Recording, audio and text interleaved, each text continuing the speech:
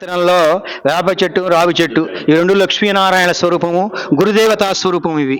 ఇటువంటి వాటికి ఎవరికైతే సంతాన సమస్యలు కానీ, ఎవరికైతే వివాహ సమస్యలు కానీ, ఉద్యోగ సమస్యలు కానీ ఎవరికైతే ఉంటాయో వాళ్ళందరూ ఈ చెట్టు చుట్టూ తిరిగి ప్రదర్శనం చేసినట్లయితే వాళ్ళకి చక్కగా గురుబలం ఏంటి వాళ్ళకి చక్కగా ఈ ప్రదర్శనం చేసినట్లయితే ఈ రావి చెట్టు వేప చెట్టు చుట్టూ వీరికి చక్కగా సంతానం కలగటం, ఉద్యోగాలు రావటం, విదేశీ యానం ఇవన్నీ కూడా చాలా జరిగినాయి.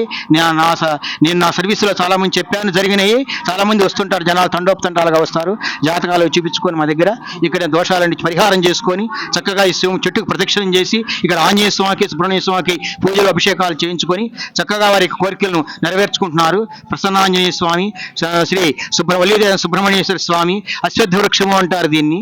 ఈ వృక్షం చుట్టూ తిరిగినట్లయితే చక్కగా ప్రదక్షిణాలు జరుగుతాయి, సంతానం కలుగుతుంది. ప్రదక్షిణం చేసినట్లయితే కనీసం ఒక 5 ప్రదక్షిణాలను 16 ప్రదక్షిణాలను వాళ్ళకి దోషాలను బట్టి మేము చెప్తాము. దాని ప్రకారం చేస్తే చక్కగా సంతానం బ్రహ్మాండంగా కలుగుతారు. వాళ్ళకి అందనా ఫస్ట్ సుబ్రహ్మణ్య స్వామి ఆరాధన చేసినట్టు వాళ్ళకి ఎవరైతే శ్రద్ధగా చేస్తారో వాళ్ళు ఖచ్చితంగా మోపిల్లల్లో కొడతారు. 99%, 1% తప్ప దోషం ఉన్న తప్ప. అటువంటి ప్రతిభ, సామర్థ్యము, భక్తి కలిగినటువంటి వాళ్ళు, భక్తి మహాశక్తి కలిగిన వాళ్ళు సుబ్రహ్మణ్య స్వామి, ఆంజనేయ స్వామి. కాబట్టి ఇక్కడ ఇద్దరు కొలువైనారు ఈ క్షేత్రంలో. నాగదేవతలు కొలువైనాయి, ఆదిత్యాది గణపతి నవగ్రహాలు కొలువైనాయి. ఇటువంటి క్షేత్రం నభూతన భవిష్యత్తు ఎక్కడా లేదు, ఉన్నా ఇటువంటి శక్తి లేదు నాకు తెలిసినంత వరకు కూడా.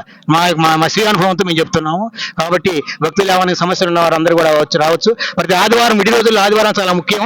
ఆదివారంలో ఇక్కడ పూజారులు ఉంటారు, అందరూ వచ్చి వాళ్ళని సంప్రదించినట్టయితే మీ యొక్క సమస్యలకు రెమెడీలు, పరిహారం చెప్పి మీ యొక్క సమస్యలు తీరుస్తారు. స్వామి అనుగ్రహంతో శుభం భూయాత్.